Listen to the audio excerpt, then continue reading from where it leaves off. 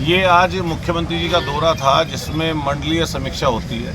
इससे पूर्व में भी कई बार मंडलीय समीक्षा हुई है और प्रत्येक जनप्रतिनिधि को आमंत्रित किया जाता है। सबसे पहले मेरा सवाल ये है कि क्या ये भाजपा की सरकार जनता द्वारा चुने गए विपक्ष के जनप्रतिनिधियों को जनप्रतिनिधि मानती है या नहीं मानती, और अगर नहीं मानती तो उसके बारे में जानकारी दे दें। हमारे ऊपर जिम्मेदारी है अपने सरदना, जहाँ से हम लोग जीत के आए सरदना विधानसभा के लोगों की, और हम लोग समस्याओं को अगर जिले में मुख्यमंत्री आ रहे हैं और जनप्रतिनिधियों के साथ समीक्षा मीटिंग कर रहे हैं तो हमारी जिम्मेदारी है अपने क्षेत्र के उन विषयों को मुख्यमंत्री जी के सामने रखने की जिनसे जनता परेशान है। बारिश हो रही है लगातार, इस मेरठ में जगह जगह पानी आपको भरा मिलेगा।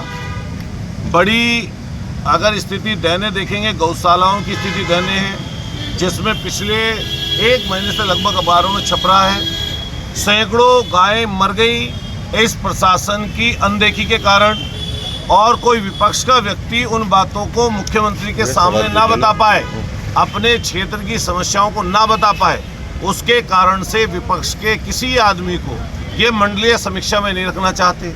हम पूछना चाहते हैं यहाँ के स्थानीय अधिकारियों से कि ये मंडलीय समीक्षा क्या भाजपा की है? अगर ये भाजपा की सभा है या भाजपा की मीटिंग है तो हमें इसमें कोई शौक नहीं है आने का, लेकिन जनता के द्वारा चुने गए जनप्रतिनिधियों का ये अपमान है और इससे बड़ा अपमान कुछ हो नहीं सकता। हम लोग सदन के मार्फत भी उठाएंगे और आने वाले समय पर उत्तर प्रदेश से जैसे ही ये सरकार बदलेगी, आने वाले समय पर आप देखिएगा ये सरकार बदलेगी और उत्तर प्रदेश से ये सरकार जाने वाली है। इसके आखिरी दिन चल रहे हैं सरकार के, इस कारण से इसमें बैठे हुए कई अधिकारी अपने आप को सोचे बैठे हैं कि ये परमानेंट के लोग हैं। परमानेंट का कोई नहीं है, लोकतंत्र में सत्ता आती जाती रहती है। और मुझे नहीं लगता, मुझे प्रतीत नहीं होता क्या शासन की तरफ से ये बात हुई होगी। अगर ये शासन की तरफ से ये बात हुई है कि मंडलीय समीक्षा अगर मुख्यमंत्री कर रहे हैं और उनको अगर विपक्ष के विधायकों को नहीं बुलाया जाएगा तो सूचना दे देते, मना कर देते कि क्या नाम विपक्ष के लोग नहीं आएंगे, सिर्फ भारतीय जनता पार्टी के लोग आएंगे, वाहवाही गाएंगे और सरकार के गीत सुनाएंगे और ऐसे ही समीक्षा होके चली जाएगी। अगर समीक्षा करनी है तो यहाँ के सरकारी अस्पताल में जाकर देखें, मेडिकल कॉलेज में जाकर समीक्षा करें, प्यारेलाल अस्पताल में जाकर समीक्षा करें। अभी कुछ दिन पहले की घटना है, आज की खुद की घटना है कि डॉक्टर सो रहे थे और अस्पताल में मरीज ने, जो जख्मी मरीज था वो जो है आखिरी सांस तक लड़ता रहा और मौत के आगोश में चला गया।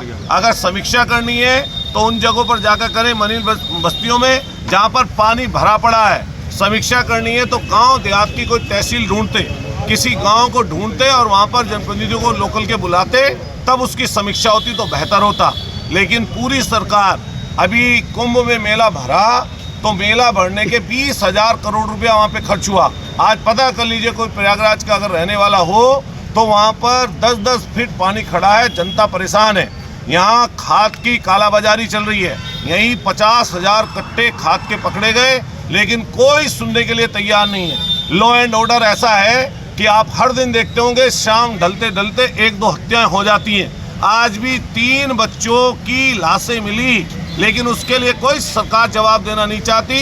अगर हम लोग उस बात को वहाँ पर जाकर उठाते तो इससे कहीं ना कहीं अधिकारी डरे हुए होंगे और इसलिए इस मंडलीय समीक्षा में शामिल होने की बात नहीं की। लेकिन हम लोग इससे कोई परेशान और हमें इससे ज़्यादा इनसे कोई अपेक्षा भी नहीं है। लेकिन मैं माननीय मुख्यमंत्री से कहना चाहता हूँ कि ऐसे लोगों का संज्ञान लें जो मंडलीय समीक्षा में जनप्रतिनिधियों को बुलाकर और सिर्फ सत्ता के जनप्रतिनिधियों से मिलवाना आपको चाहते हैं, विपक्ष के लोगों को आपसे बात रखने देना नहीं चाहते।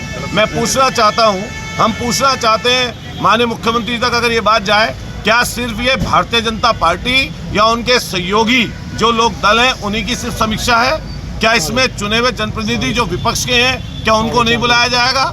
और अगर उनको नहीं बुलाया जा रहा तो मैं समझता हूँ लोकतंत्र का सबसे खतरनाक ये विषय होता है और ये आने वाले समय पर इन चीज़ों की जनता जो अनदेखी ये लोग कर रहे हैं, जनता इनको सबक सिखाने का काम करेगी। और मैं दावे के साथ कह सकता हूँ कि आने वाले समय पर इस उत्तर प्रदेश में जो समाजवादी सोच है, माननीय अखिलेश यादव मुख्यमंत्री होंगे और तब किसी जनप्रतिनिधि के साथ ऐसा नहीं होगा।